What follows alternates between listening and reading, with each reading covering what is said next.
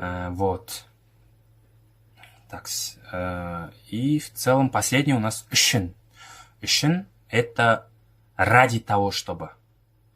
Или для того, чтобы. Да? Например, она тоже идет после глагола.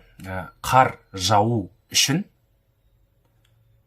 Чтобы пошел снег. Например, мен...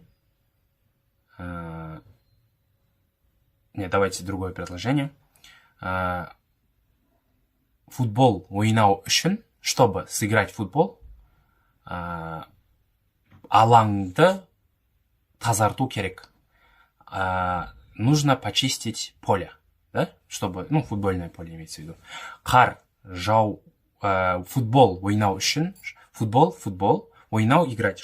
И үшін, чтобы, да? Футбол ойнау үшін, чтобы сыграть в футбол, алаңды тазарту керек. Нужно почистить поле. Тазарту. Почистить керек. Нужно поле.